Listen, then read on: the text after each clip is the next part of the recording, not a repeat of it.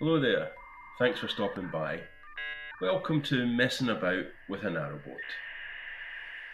So in this episode, I'm going to talk about how to get decent internet on a narrowboat or an RV, a motorhome, camper van, those kind of things. With so many options out there, how do you possibly select the right one for you?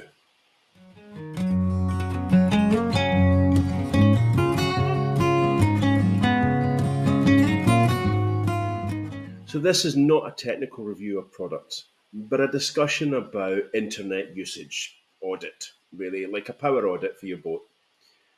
So if you're the type of person that knows your DMZs and your VPNs and your multiple SSIDs and your 5 gigahertz from your 5G, this isn't the video for you. Instead, it's about if you search for mobile internet, you get presented with hundreds of options ranging from £30 to £1,000. So how do you know what is the right one for you? I'm going to try and take you through the key options.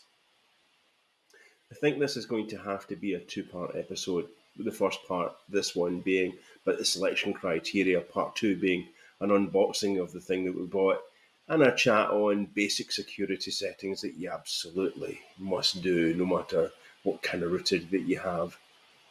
So let me take you through the options now, and if you stick around to the end, I'll let you know what we went for.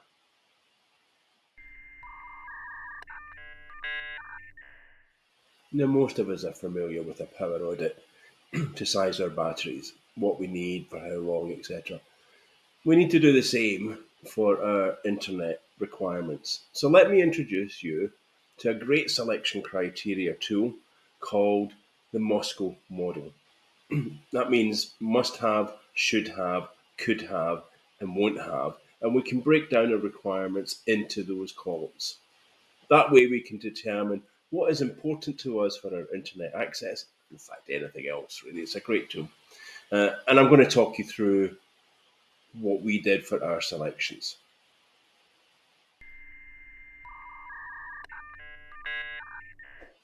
The first thing I want to point out is that we are absolutely talking about mobile or cell internet, not your home internet delivered via a landline. Sounds obvious, but I just want to be clear. Mobile internet, like on your phone, your cell phone, takes its signals from aerials. It relies heavily on line of sight to those aerials, which is why you get variable signal if you're out and about, depending on where you are. That signal is also heavily influenced by the construction materials used. Suffice to say, concrete and steel are not signal friends. Our wee steel boats are based in low cuttings through the country, so line of sight, it's a challenge. The signal to our boats has lots and lots and lots of barriers. The canals cut through the countryside, where signal strength can be poor to non-existent. So we need the best devices we can get if we want good internet on our boat.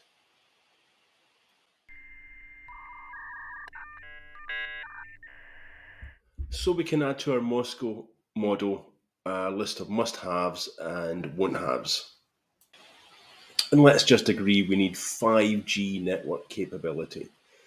3G is being phased out, 4G is the standard, you pretty much get most places, but 5G is the high speed that we would prefer. Now, just a wee word of caution here when you're searching around. Some routers show 5G, meaning 5 gigahertz Wi-Fi, but are actually only 4G network capable. It's a bit misleading advertising in my view, but just be wary and have a look at the detail. Look for 5G LTE as a keyword.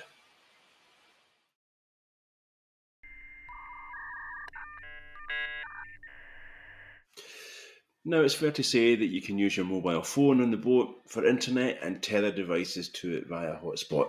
This will work, as long as there's a good signal and line of sight, but there are lots of limitations. Even if you place it at your window, there are still too many limitations.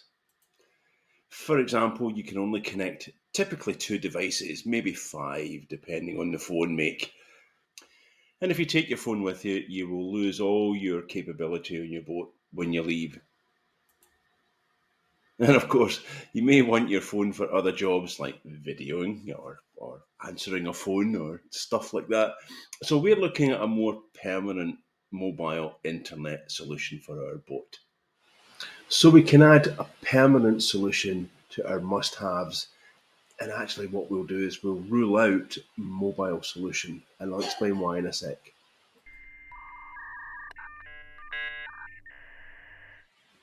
A portable SIM router, sometimes called a MiFi or a hotspot router, is designed to be just that. It's portable.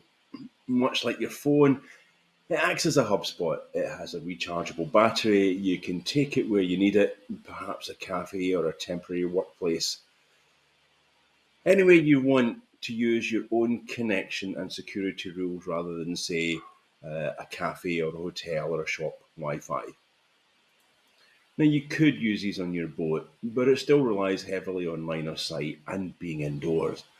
They're often available from your network provider as part of a package and locked to a network. MiFi routers are very much at the lower price point of our requirements, so we're ruling them out. We need something with a bit more oomph.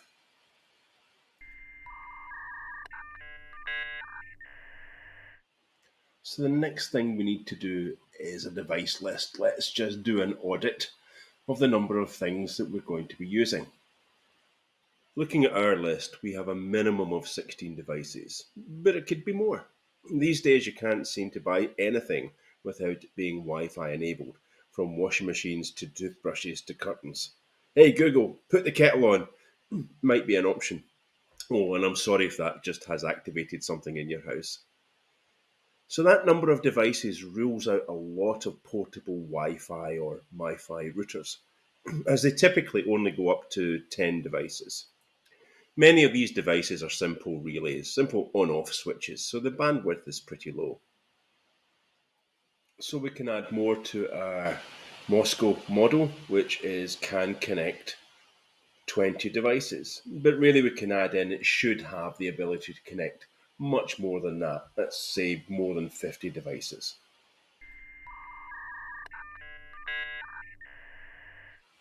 There are all sorts of acronyms for the different flavors of Wi-Fi network, but they all basically mean a few things. How far can the wireless signal reach? How much data can the signal send in megabits per second? And is it backward compatible with the other standards? The minimum standard really should be Wi-Fi 5, but Wi-Fi 6 has been the norm since 2020. But you'll only find the most recent devices with Wi-Fi 6 as it filters down into the manufacturing processes. The Wi-Fi 7, of course, was launched in January 2024, so it'll be a few years before you see anything with that on it. And we can see from that table that a router with 4 antenna performs better than one with 2 antenna. So we need to select a Wi-Fi speed and reach that suits our needs. Our boat is 57 foot long, so it's not huge, and we don't need the reach and bandwidth of Wi-Fi 6, really. So we need a Wi-Fi 5 router that supports 2.4 and 5 gigahertz for the devices that we're going to have. That means most of them at the price point that we're looking at, and it increases our router options. So we went for a minimum of 2 antenna, again, just to increase the number of router options available. And really, there's not many with 4 antenna, if I'm honest. So back to our requirements list again, and we can add those to it. Wi-Fi 5, but we could have Wi-Fi 6 if price was not a factor. And similarly, minimum of 2 Wi-Fi antenna, but would accept 4 if price wasn't a factor.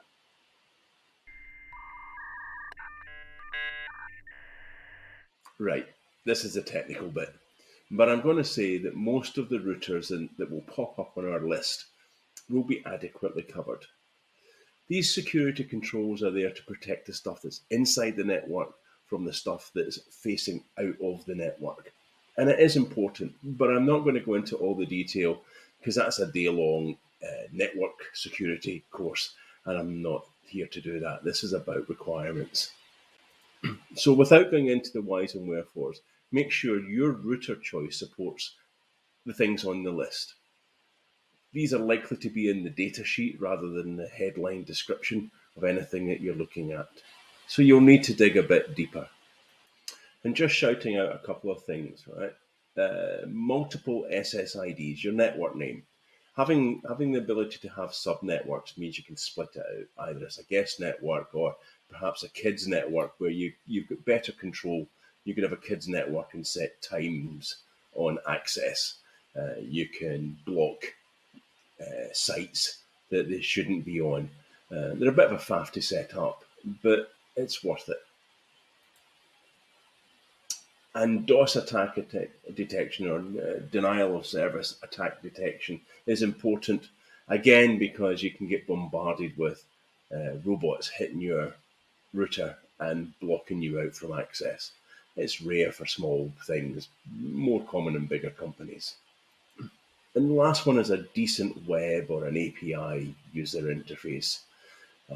My experience says that most of them are pretty rubbish, and you end up having to delve deep into the advanced settings just to do some basic stuff, which you don't really want. We want to try and keep it as simple as possible. So back to our requirements again, and we can add that we want modern security. We want out-of-the-box security setup. We do not want complex security setup. And we want a good user interface.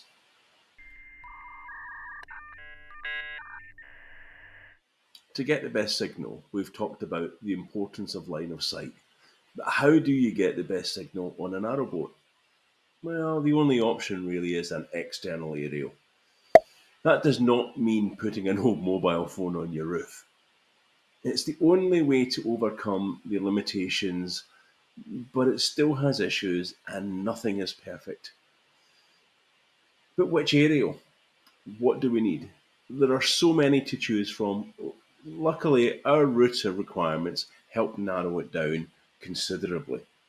Like networking, I'm not going to go into the nitty gritty of aerials and single versus multiple antennas, gain strength, etc. It makes my head hurt. Suffice to say, there are directional aerials, like the old TV aerials that you had to point at a mast, and omnidirectional aerials that give a more 360 line to the mast. So there's no need to point the aerial. So an omnidirectional aerial is the best.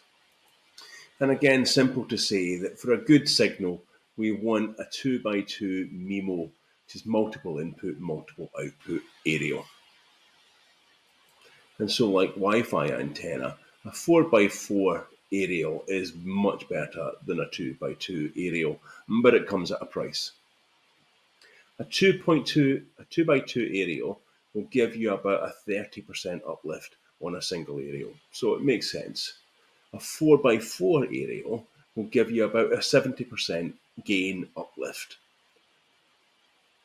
depending on the location and depending on the usual caveats. But price is a decision. A 4x4 MIMO aerial can be pretty expensive. Well, we went for a 4x4 MIMO aerial. It made sense to us. But be warned, it is a darn thick cable that you have to get through your roof. Now, the next question is mounting. Roof mount or a pole mount? For a camper van or a mobile home, etc., I think a roof mount is fine. But for a canal boat, we want to give ourselves a fighting chance to get that line of sight, so it has to be on a pole. It doesn't have to be a high pole, but it definitely needs to be away from any interference from the steel roof. And as we want a 5G LTE SIM, we need a 5G capable aerial. There is no point in going for a cheaper 4G aerial, and we'll just lose most of the benefits of a router. Some routers also support GPS aerials, which could be a consideration if you want to find my boat. And while we're at it, let's give a quick shout out about aerial cable lengths. Like DC power that gives voltage drop over distance, aerial cables can also lose their signal over long distances. It's considered that a 5 metre, 16 foot, is about optimal, but don't think about anything over 10 metres or 32 foot. Position your external aerial as close as you can to your router. Let's add those requirements to our list. So we must have a 2x2 MIMO capable router, but it should support 4x4 MIMO to give us budgeting options.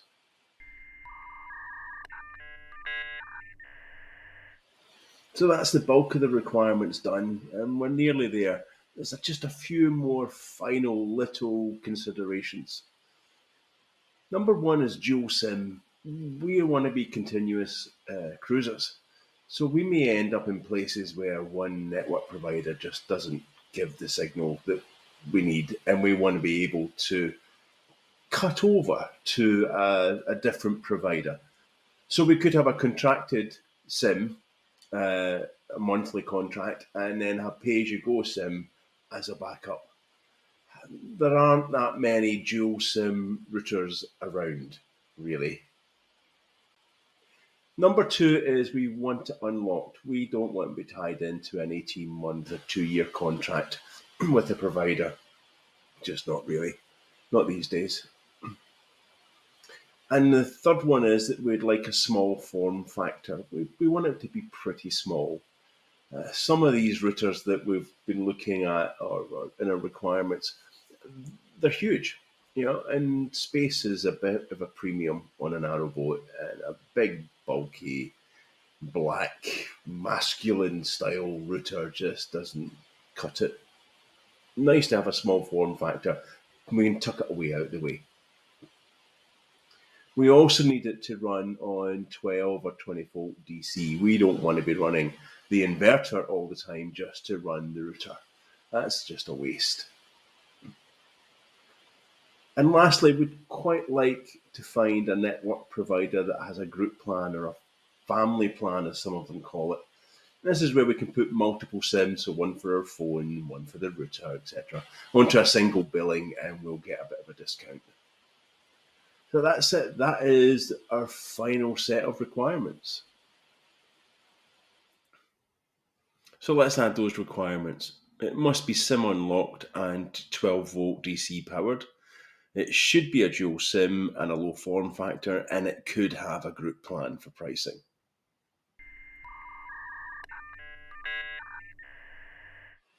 So I really hope this little explainer has helped with any of your thoughts about how to get internet on your boat, and hopefully demystified a couple of things. I like doing Moscow analysis. It helps weeding out the rubbish, but it also helps stop salespeople from overselling. Like, you must have Wi-Fi 7. No. So taking all of our requirements, we ended up with a list that points to premium devices, as I need to be able to work from the boat, and I do lots of video conferencing.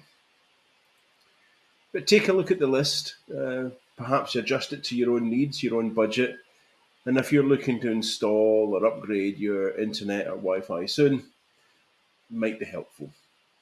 So now if you take those requirements and plug them into a search engine, and I've just used Amazon, you get a few options all around the 500 mark, except for one which is just eye-wateringly expensive. It is a leading brand though, but just not worth that. And those costs are without the cost of the aerial, so add on another 150 or so, depending on the aerial that you choose. So you need to budget an easy 650 for a 5G high-speed dual SIM external aerial internet router. You can go cheaper, single SIM, etc., but this is the top end stuff. I just wanted to show you where you end up with.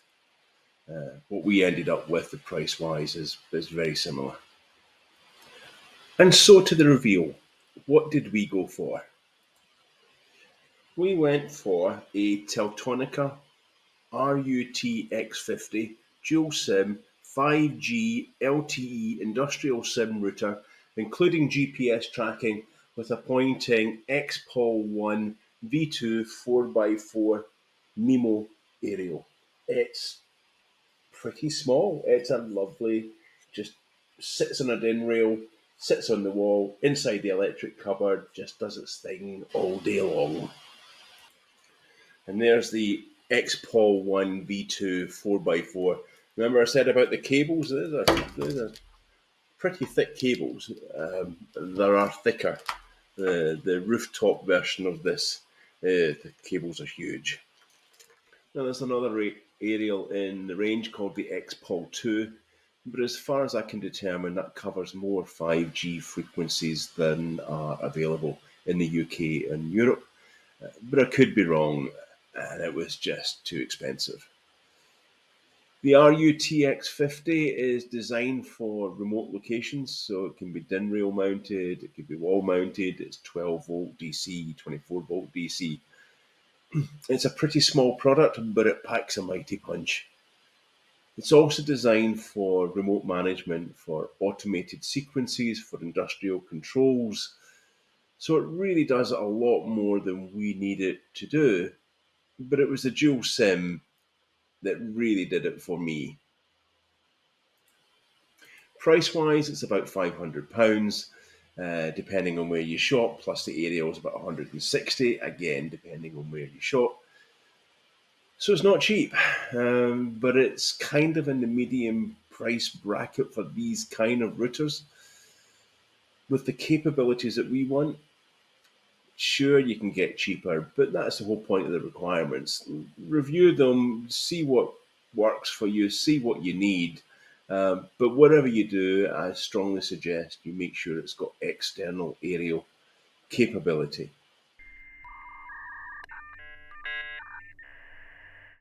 Before we go, it's worth mentioning this little beastie. The GLI Net GLX3000 or Spitz AX dual SIM Wi-Fi 6 router that's getting good reviews on the interweb thingy. Even has battery backup.